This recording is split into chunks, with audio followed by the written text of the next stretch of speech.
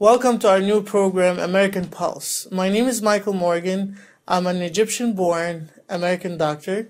We have this American Pulse program because we want to clarify the situation between the Egyptian community and the American society. We want to have a better understanding for better Egypt. Hi, Lama. Hi, Morgan. This is Lama Ali. Today, our guest is Judith Miller. Welcome to our program.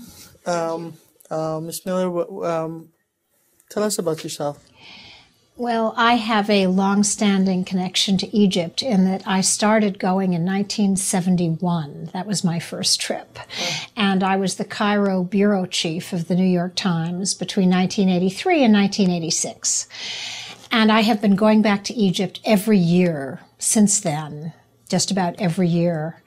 And I was in Tahrir Square during the revolution. Which one? Right, the first one. And then I was in Tahrir Square again 3 months before the second revolution. Oh, wow. So I have, and I just returned last month from another week-long trip in which I was privileged to see many of the people who may be running the next government. Wow, very interesting. Before we get into that, if you, we now know that you're working for the Council of Foreign Relations. No, I'm an adjunct fellow at the Manhattan Institute. Okay. I'm a member of the Council on Foreign Relations. Okay. And I go to their sessions, but I work here, and I'm a contributor to Fox News, and I write frequently for the Wall Street Journal, the LA Times, and other op-ed pages of American papers, opinion pieces. Very good. But it seems like you have a very extensive knowledge about the Middle East. I have been covering the Middle East for roughly 30 years, and I think that one of the problems is that because Americans have been exposed to at least 2 wars in the Middle East in the past 30 years, they think they know a lot about the Middle East, but actually they don't. And they've gotten perhaps the wrong impression, because what we do know is roughly wars that involve Arab countries, and of course the Middle East is not about wars all the time. I know. So, Ms. Miller, from your perspective, tell us how you see the evolution of Egyptian-American relations over the past several years, please. I think that we are now in a very bad place in terms of U.S.-Egyptian relations. It's one of the worst periods I can remember since Nasser, which is saying a lot. And I think that there is a fundamental miscommunication and misunderstanding between the two governments now, and a set of unrealistic expectations on the part of my government, a lack of appreciation of what's happened in Egypt in the past 2 years, and a misunderstanding of what's politically possible and economically desirable in that country on the part of my government. There have been mistakes on both sides, miscommunication on both sides, but I think it's very, very important for the future of Egypt and for the future of our relations, that U.S.-Egyptian relations, that Americans have some strategic patience with the process that's now unfolding in Egypt and is going to culminate in I think, a transition to something new and different, beginning with the elections. What do you see as the most critical juncture for the relationship? Is the Arab Spring or Morsi ouster? I think they were both important. They were both events were important to Egyptians and important to Americans, but poorly understood here. I think it was impossible, and I was in Tahrir Square during that period, not to be overwhelmed by the outpouring of yearning for freedom and justice and a change, and for an end to a system that had outlived its usefulness in Egypt. You felt it right there. It was impossible not to feel. You had to be deaf, dumb, and blind not to understand what a historic event this was and how important it was. And one that, by the way, most Egyptologists and people who studied Egypt, most people who studied the Middle East completely missed, did not predict, including me. I wrote a book in 1996 called God Has 99 Names, reporting from a militant Middle East, which predicted that Egypt would never experience a revolution because its people were too accepting of authority and told too many good jokes about the ruler. And in that way, they diffused the long list of grievances that they had against the system and against the government. And also because of Egyptian history. Egyptian history is one of pretty much centralized autocratic rule. And I thought that culturally Egyptians were comfortable with that system. And even I misjudged, though I went back every year, I misjudged this yearning for, I'm not going to use the word democracy, but justice and fairness and change. And I think after Tahrir, perhaps most of us were a little too optimistic about how fast that change could come about and what it would bring and what form it would take. Did you ever expect another quick revolution? Well, I was, that first great one? after my first, after Tahrir, I came back and I wrote a piece for Manhattan Institute's City Journal about the thrill of the revolution and the danger of the revolution. And I said at the end of this piece about the importance of the square in modern political life. I wrote that my concern was that the only really well-organized party in Egypt was the Muslim Brotherhood, and that I feared they would benefit disproportionately from the revolution that had occurred. And in fact, that is what happened. My concern was that in part because President Mubarak did not want to see a secular alternative to his rule, he tended to suppress secular moderate voices that could be an alternative. So the only party which was there, organized, well-resourced, well-financed, was the Brotherhood. And we saw that play out in the election. But even so, Morsi only won by 51.7% of the vote. And if you put all of the secular parties together and the number of people who voted for them, you could clearly see that the will of the Egyptian people did not favor an Islamist Iranian-style regime or even Turkish regime for Egypt. It wanted change, but it didn't want Islamism and that kind of change. But given the weakness of the civil institutions and the inability of the young organizers to form coherent political parties that could get the vote out, the Muslim Brotherhood benefited. So I returned twice in between those two periods, and I saw the gradual erosion of support for President Morsi. I saw the mistakes he made, one after another after another, a lot of mistakes. I saw the frustration of the Egyptian people, and particularly many of those who had voted for him, grow day by day without a real response from President Morsi. And so to me, the second revolution was as surprising, as astonishing, as dramatic and important as the first. And I remember being in Egypt, in Cairo, roughly 3 months before that event occurred, and everyone at that point, from people who supported the military and had wanted alternative candidates, to Ahmed Maher say, only the military can save us. There was such a strong consensus that I came back and I wrote that certainly a takeover was likely by the military and would be supported by the people if Morsi didn't understand that he had to change. But that takes me to my next question, whereas the Muslim Brotherhood maintained June 30th, 2013 demonstration as a coup. They called it as a coup. What do you think about that? It was technically a military coup.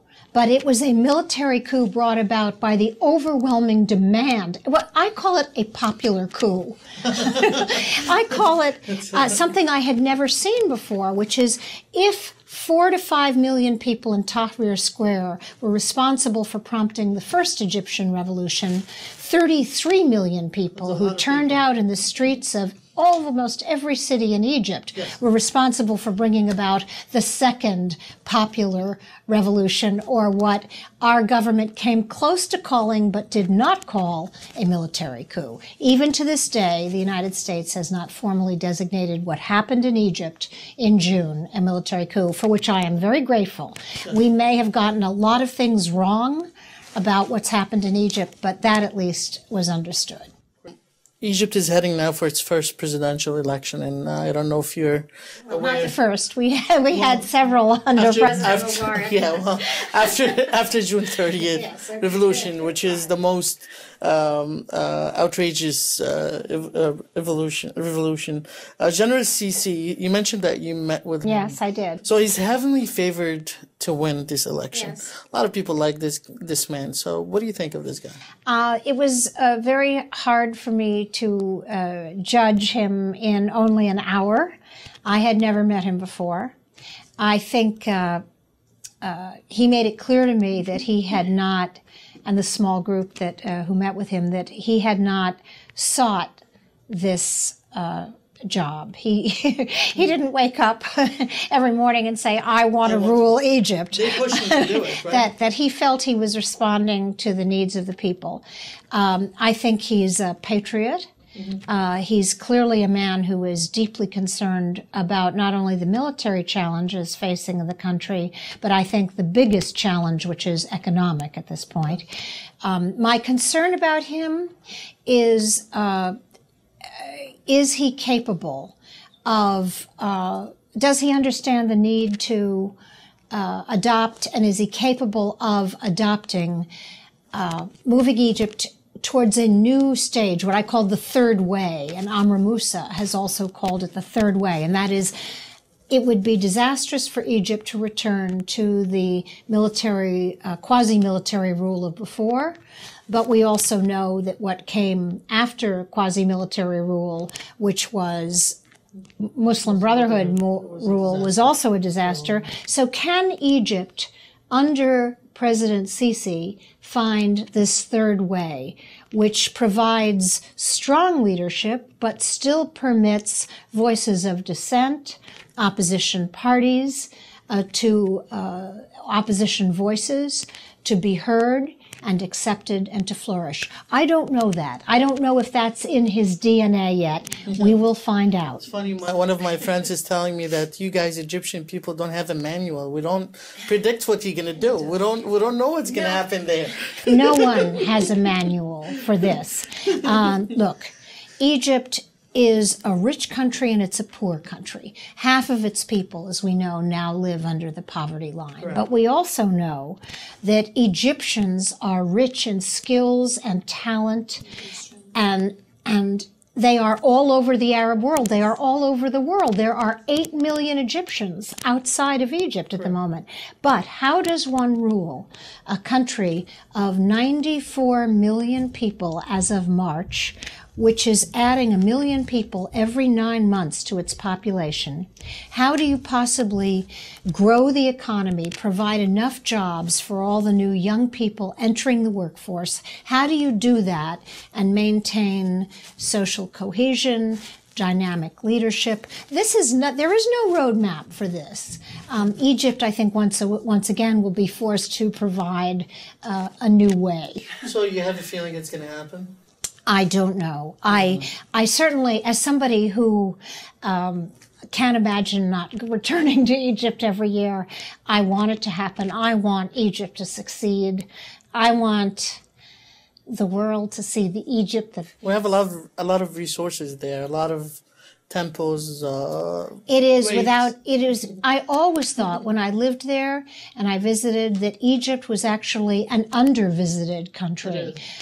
60 million people used to visit Spain each year, and I love Spain, but it can't offer half of what Egypt can offer. with the way of cultural tourism. Also, by the way, cultural tourism is far more lucrative and beneficial for an economy than what they call sun and surf tourism. So, first of all, they can go to Egypt. Second of all, we can maintain military and economic assistance to Egypt in this vital period when Egypt is in a transition to something. Three, we can be less judgmental and have a little more strategic patience with a country which is feeling its way along a path that is uncharted and unknown. My final question to you. President Obama said at one point that Egypt must stop blaming America for the problems and look internally. Do you agree to that? To a certain extent, that's fair. I mean, all of us like to blame outsiders for our problems. That's always easiest. It's always easier. There's a lot of misunderstanding in Egypt about what President Obama has done. The immediate our first response, which was to cut off some forms of aid, which should, in my view, not have been cut off, but are now misunderstood by Egyptians. We will not stop criticizing violations of human rights, putting journalists in jail, the other things that we see as wrong that the transition government has done. We hope to see these mistakes not repeated. I think they are mistakes. And we will not start speaking out about that. On the other hand, I think President Obama can, and I hope will do more to let the Egyptian people know that despite our differences, we are allies. We have been allies. Egypt was the first country to make peace with Israel. It has always been a leader for a moderation. It has stood for moderation. It has led the Arab world. And I hope to see it restored to that natural position of leadership. And I hope that our president will make clear that Egypt is important to the United States. And vice versa. I hope so.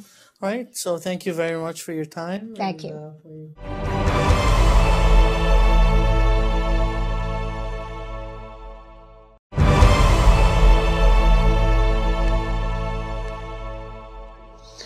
I think a revolution happened in Egypt called an Arab Spring. I think that people were fed up with the government coming down on them hard, taking all the, too heavy on taxes and everything. I think Egypt has a very good future. They create jobs for people, make more money, and make things better for people. They can get more food, more education. I believe that being an Egyptian American, it's definitely important to know what's going on in Egypt.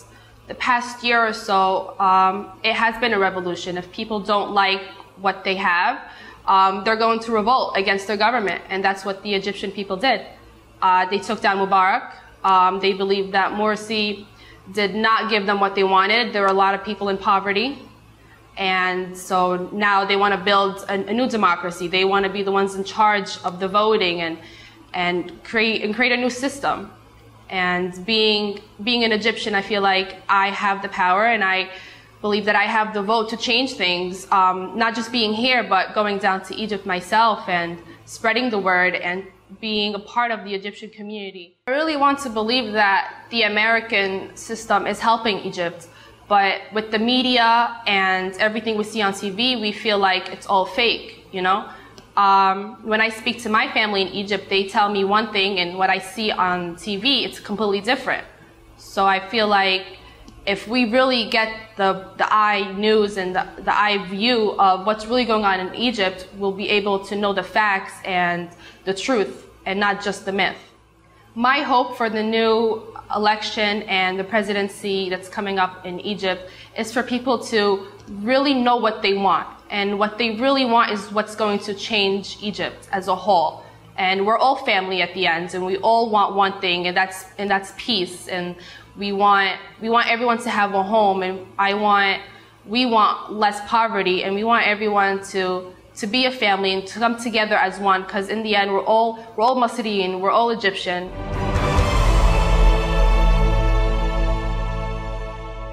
I'm what we used to call an old Egypt hand. I've been going back and forth to Egypt for some time.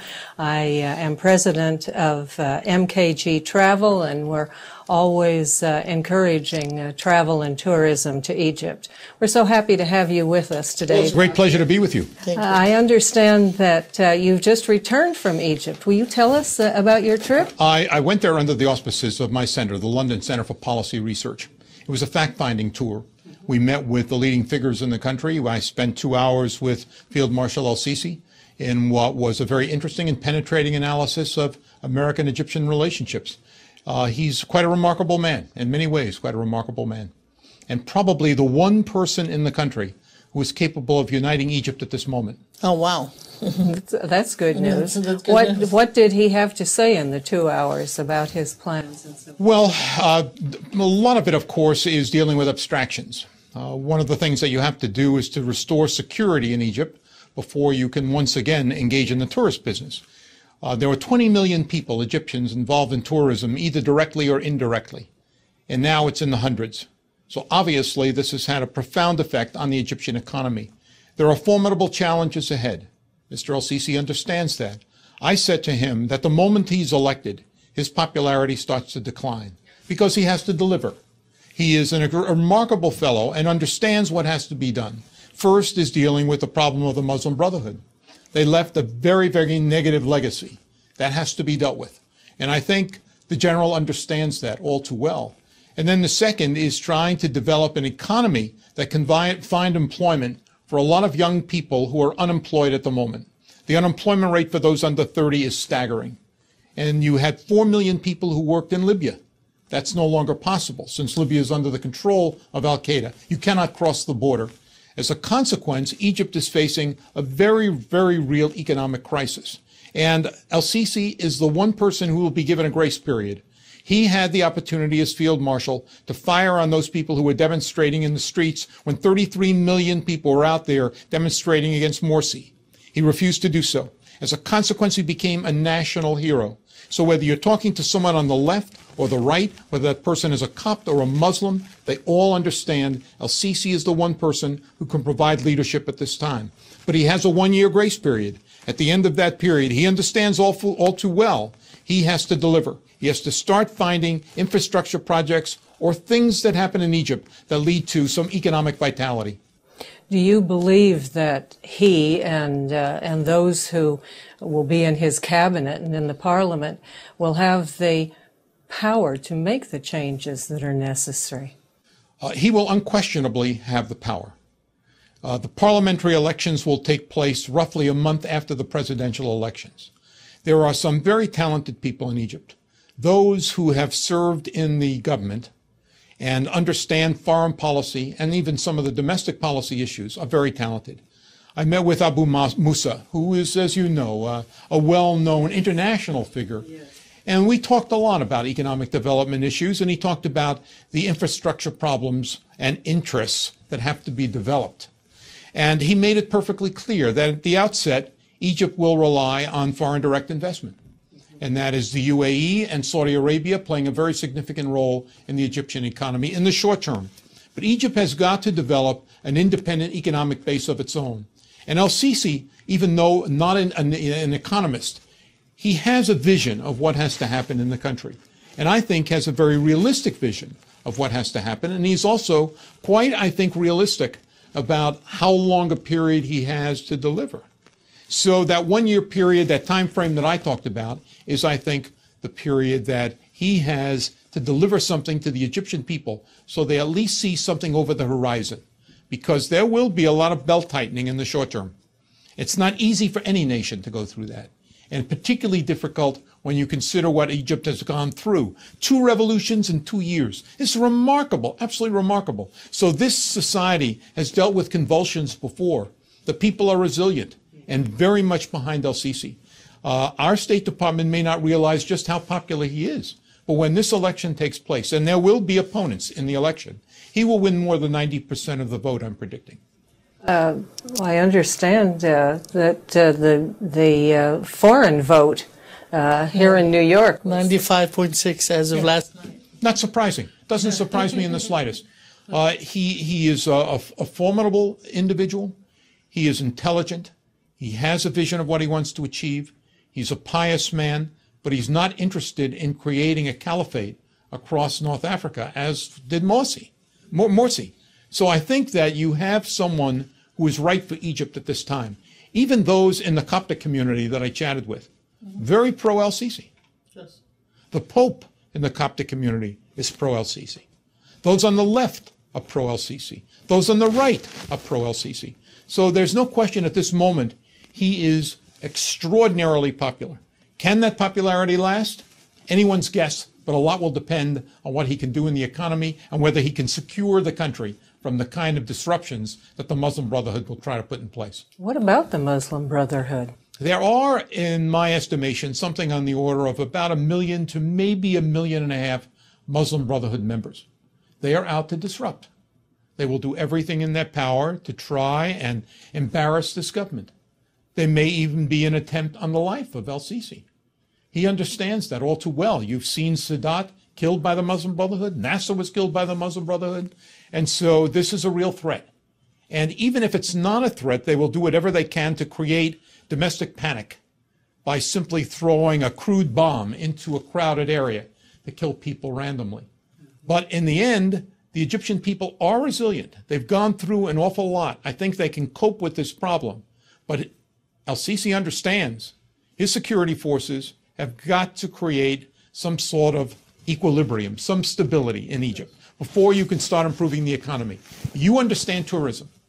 If you have a State Department advisory that says do not go to Egypt, you're not going to have any tourism. And if the German government does the same, you're not going to have any tourism. And the Swiss government has done the same. When I went to the pyramids one day, I was astonished. There were 2 people standing near the entrance, and I got on the queue. And they looked at me oddly and said, there is no queue. I said, what do you mean there's no queue? Oh, no one's here. So I walked a long distance, and finally I decided I'm going to ride a camel to the pyramids. So I see this fellow who's herding camels, and I said, may I have a camel? He said, how many would you like? I said, I can only ride one. I can only ride one. But it was, but there was no one there. It was remarkable, absolutely remarkable.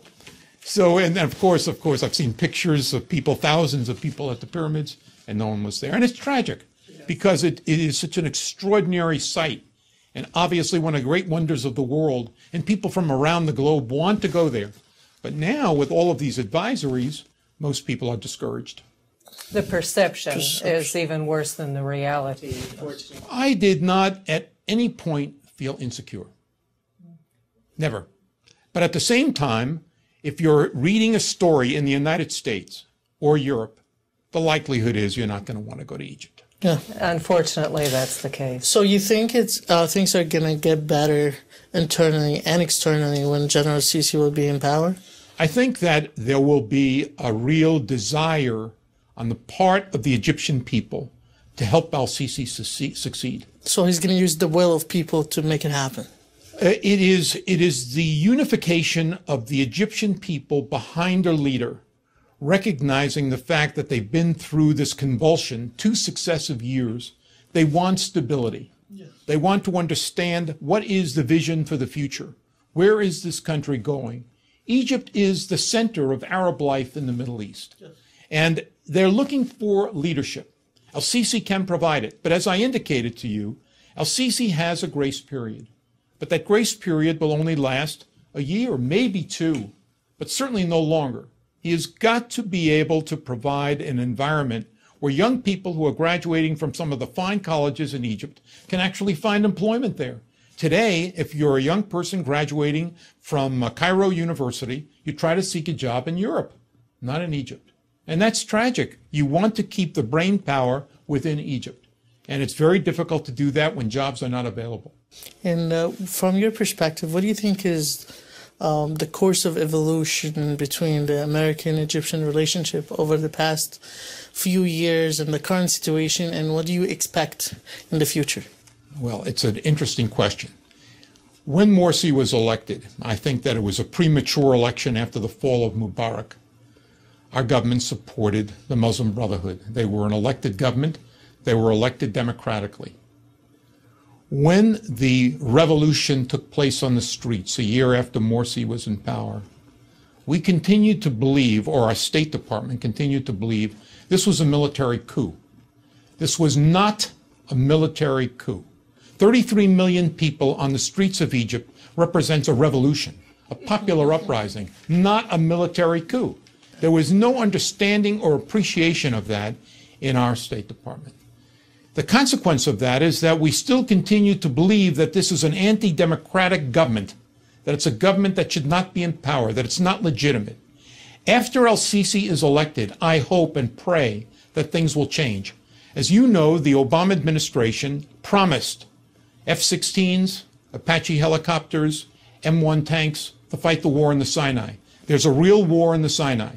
It is arguably the best well-armed al-Qaeda force in the world. Wow. And there are many casualties that have been taken by the Egyptian army, many, that are not reported. And so in order for Egypt to fight this war effectively, they need the Apaches. Now, Mr. Hagel, our Secretary of Defense, has released the spare parts for the Apaches, which would at least make 8 of the helicopters that the Egyptians possess operational. The problem is it is now held up in committee by Senator Leahy of Vermont. I wrote an open letter to Senator Leahy, which was delivered today, saying you've got to release those spare parts. We are fighting a war against al-Qaeda in the United States. The Egyptians are fighting this war on a battlefront in the Sinai. It seems to me that we have mutual interests, and those interests should be manifest in the way in which these military vehicles, these helicopters, are released to the Egyptian people. So I've sent that letter to the Minister of Defense. I've sent that letter to many prominent Americans, and I hope that it will appear in the pages of the Wall Street Journal as an article. But we're trying to put as much pressure on Leahy as possible. And his argument is, this is not a legitimate government. They were not elected by the people. This was a military coup. They still rely on these words, military coup. And I've said time and time and time again, 33 million people on the streets, 22 million people who signed a petition to have Morsi removed. That's not a coup. That's a popular uprising. Very, so it would seem, especially when they had no means of impeachment. Yes. No means of impeachment. The Constitution had been suspended. And what people do not understand is the extremes that Morsi went to in Islamicizing the country. He reduced the marriage age from 15 to 9. The only medical, quote unquote, medical benefit that would be provided in Egypt, that would be paid for by the government, was female circumcision or clitoridectomies. Now, this is outrageous. People do not know that on June 30th, 2013, there were demonstrators in front of the presidential palace, 12 of them, unarmed, peaceful demonstrators, who were killed in cold blood by the Muslim Brotherhood guards. Story never appeared in the United States. No one knows about this. It was one of the trigger points for people turning out on the streets. So that there are events of that kind that were engaged in by Morsi. People do not know he went to see Kawadawi in Pakistan to get the support of al-Qaeda. People do not know that he traveled to Iran to talk about armaments that would be put into al-Qaeda hands in the Sinai. So Morsi was obviously overreaching. He did not play his hand very effectively, and the Egyptian people were not particularly tolerant of these kinds of measures. And why do you think we don't hear about these things? Largely because it is very difficult for the press to absorb 2 revolutions in 2 years. I mean, you may remember the first revolution with Mubarak. There were people on the streets, Tahrir Square. 5 million people showed up. It was on the TV screens in every American home in the United States. Everyone knew about Mubarak's fall. 7 days in a row. And then when Morsi falls, no story. 33 million people on the streets of Egypt. 14 million in Cairo alone. I mean, and no story. It's remarkable. But it demonstrates something about how fickle the press is and how they generally do not have any understanding of foreign policy issues. Well, unfortunately.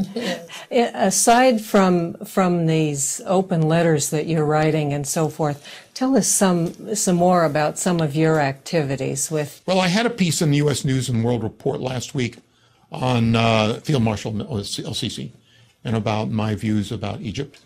I've written for the American Spectator about Egypt.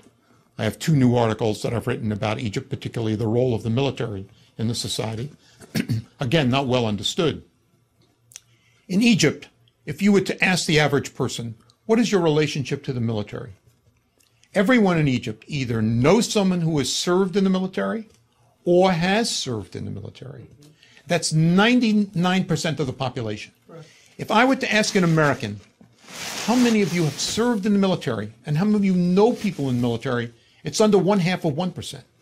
So we do not fully understand the military in Egyptian terms. The military is Egypt, Egypt is the military. It's not as if these are two separate entities. So when you say a military coup, people assume, oh, this is something like the Greek generals took over Greece. It's not like that. Unfortunately, yeah. Because the military is the society. Yes. Everyone in Egypt is attached to the military. And so it's a very different kind of notion. I tried to explain this to Americans, they just didn't get it. Because there's an unfamiliarity with the relationship between the military and the basic soul of the country. It's true. It's true. What do you think, as someone who's so involved and has spoken to Egyptians in power now and so forth, what do you think we Americans, both as a country and individually, can do for Egypt? I think that's a very good question. There are several things that the United States can do. One is to understand the conditions in Egypt. We, I think, for a considerable period, relied very heavily on the vote that took place immediately after Mubarak's fall, without any full appreciation of what Morsi was trying to do. He, in some sense, was post-Egyptian. Morsi was thinking about a caliphate across North Africa. He wasn't interested only in Egypt. He had a different game that he was playing. And the Egyptians came to a full appreciation of this. They did not want it. There is a rainbow in Egypt. You have an evangelical population of about 1 million. You have a Coptic population that represents something on the order of 9–10 million. And then you have, of course, the Muslim population. That is a rainbow. These groups did work together in the past. When Morsi was in power, many of the Coptic churches were destroyed.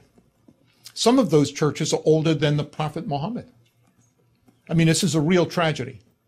When I spoke to the Pope, the Coptic Pope, he said to me, there are some very well-meaning Muslims who came to me and said, we want to protect the oldest churches, and we will stand in front of those churches.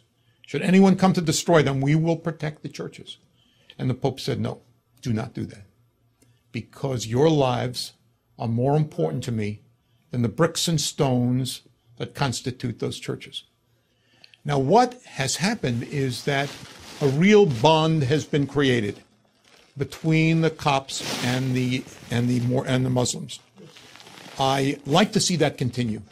That is the glue that El-Sisi represents. He is the cement that can bring this together. If I mix metaphors, if there's a rainbow, he wants all of the colors in the rainbow, not just pull out one color. He wants all of the colors in the rainbow. Well, he said this in the beginning, didn't he? Right, he did, and I think he wants to live up to that. I mean, keep in mind, he's a pious Muslim, but he understands that even though he's a pious Muslim, Egypt has a history of tolerance towards others and tolerance towards the large Coptic population in the country. You lose that Coptic population, you lose something very significant in Egypt. He gets it. He understands that. It's one of the things that I admire about him. And when I talked to him about Sharia and the new constitution, he said, look, we're a Muslim country, basically, but it's Muslim, it's Egypt first. It's an Egypt that is Muslim, not a Muslim that is Egypt. And that is an important distinction. And it's a distinction that he makes very effectively. And it's one of the reasons why, at this moment, he is an enormously popular figure. And I wasn't exaggerating when I said he's the one man that can unite the country. And that's one of the reasons why so much hope is placed in him. But the danger, of course, in placing hope in one man is that he has to be able to deliver. The Egyptian people are eager, hungry for someone who can provide that kind of leadership. But it remains to be seen how things will unfold. So what would you like to advise the Egyptian people for the next few years to do to help? Well, first, I think the Egyptian people have to be tolerant. You cannot create the pyramids in one day, nor can you create a new Egyptian society in one day. It will take a while. So you have to give El-Sisi the benefit of the doubt. His heart is in the right place. His head is in the right place. He needs time. He will get some support, as I indicated before, from the Saudis and from the UAE. I would like to think that the United States, after the election, will turn its position around and provide some both foreign aid, foreign direct investment, as well as the military aid that the Egyptians require. I hope. So far, I have been unsuccessful in convincing anyone in Washington.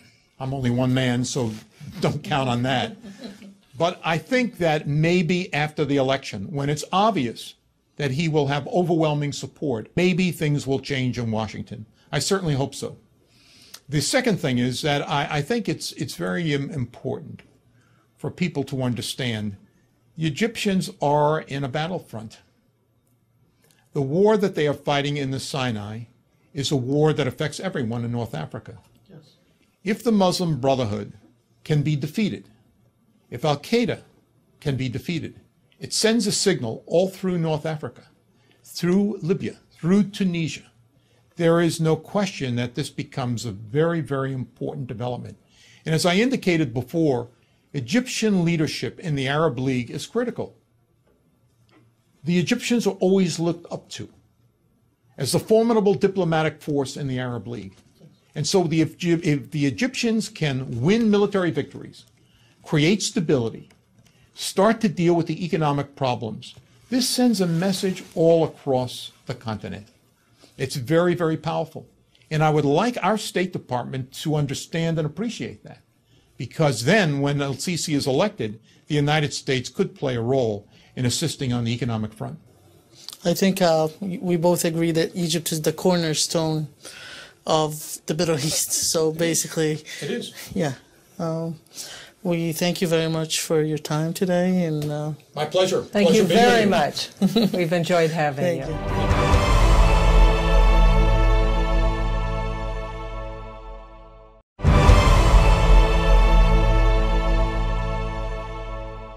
We're here today with Consul General Ahmed Farouk of the consulate in New York City, the Egyptian consulate. And I thank you for your time with us today.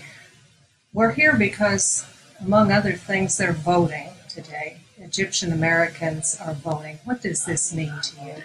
Actually, as you see the situation outside the consulate, the Egyptian community, the Egyptian expats, they are gathering since 2 days back, May 15th, and they are coming with turnout is quite large, unprecedented. We've never seen it here before. And they are determined on sending one strong message to the world. They are determined to move forward on the roadmap which has been set on June 30th, to design their future their own way and to have a better future for themselves, for their children and their grandchildren as well. Actually, we opened the ballots on the May 15th from 9 a.m. till 9 a.m. and we received almost 2,000 every day. Mm-hmm. We are near to reach 6,000 by the end of this day. And this never happened actually in New York. How many are eligible in the New York area to vote who might be coming here? Actually, we applied a new system this time for voting. It's any Egyptian holding an Egyptian photo ID, such as Raqam Qawmi, we call it in Egypt, or the new passport, which is friendly readable by machines, can come and cast his vote in a free will and without any restrictions. So this new system allowed any Egyptian living in the United States to come to New York or any of our consulate general in the United States and cast his vote. We didn't expect actually this turnout, and the first day the NYPD helped us very very much to organize, to control the crowds outside the consulate. But now it's very well organized, and the system is set, and everything is moving smoothly without any interruption. And the voting here in New York would be for 2 days this weekend? Actually, the voting started from May 15th till May 18th. But here at the consulate? Yeah, in the consulate. And after that, we received the instructions from Cairo to extend 1 more days according to the large turnout, particularly in the Gulf countries where the Egyptian expats they are there by large numbers. Sure. Yeah. What do you think this means for Egypt in the eyes of the world, the other countries in the world that are looking at Egypt? Yes, as I said, that it's a strong message that the Egyptian people now are knowing very well how to design their future. They are not waiting from any outsider to dictate on them what they have to do, because they got the lesson. And anyone, and I think all the leaders of Egypt, they have to know that the Egyptian people is determined, and no one can impose on that people anymore or take them for granted, because they know what to do, and they can ousting any regime, any system, if we're not going to fulfill their desires and their dreams. I must say that there is a different atmosphere. I've been in Egypt before the revolution and since, but before, when there was voting going on, and there was never this level of excitement. Yeah. Now seems to be a feeling of hope. Yes, it's a feeling of hope and a feeling of worrying as well about the future, because the last 3 years the people lived a period of instability, and that left negative effects on their incomes and on the economy in general. So they want the stability. They are aiming for strong political system, democratic system, able to deliver and able to fulfill the desire and to fulfill the dignity and the free will of the Egyptian society. Mm-hmm. I know that the travel business has suffered greatly. Yeah. And I've been very involved in travel to Egypt. People always return, even those in recent times who have been perhaps a little nervous about traveling. They come back, they're always pleased, and they always say the same thing.